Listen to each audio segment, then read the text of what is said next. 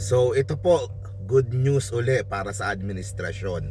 O kasi merong mga bashers ang Pangulong Marcos na sinasabi na, uy, kay Marcos nakabalik yung NPA.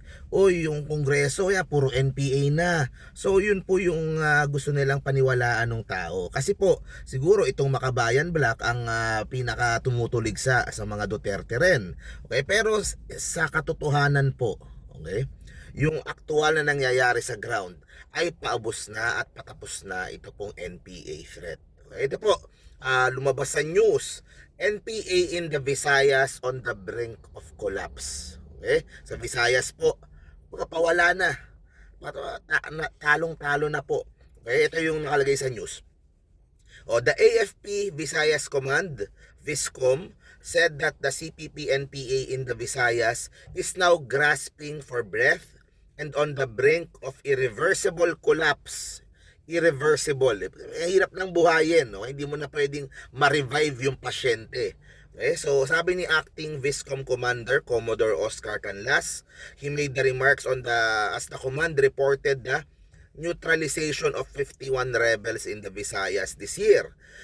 In a statement, there have been 44 military-initiated encounters with the insurgents in the area since January 1. Ano ibig sabihin? Tuloy-tuloy po yung military. Hindi po ito nare-report araw-araw sa news. Maybe sa mga local lang, pero tuloy-tuloy po ang ginagawa ng Marcos administration. Habang ine-extend niya ito pong amnesty para sa mga membro nitong NPA. So nakikita nyo yung strategy na tuloy-tuloy yung operations, pero at the same time, kung gusto mong magbago na, kung ayaw mo ng kumbaga wag mo nang labanan yung gobyerno, we are willing to provide you amnesty for being a member. So wala yun kung meron kang mga hard crimes, kung meron kang malaking crime, iba yun. Pero at least yung being a member, para at least sa mga bagong pasok, di ba? Wag nyo nang labanan yung gobyerno. Ito na yung amnesty kasi wala din patutunguhan. Sila ay mapupulbos din ng gobyerno.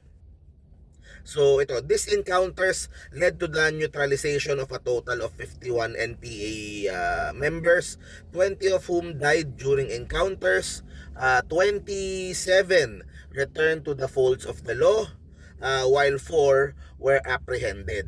Okay, so 4 yung huli. Yung mga slain na rebels include leaders Rolando Caballera, Domingo Compok, Rena Camariosa, who died in separate clashes with army troops in Leyte, Bohol, and Iloilo noong February. Okay, so talagang hirap na po. Viscom said the NPA's firepower was also drastically degraded with the seizure of 46 high-powered firearms and 22 low-powered.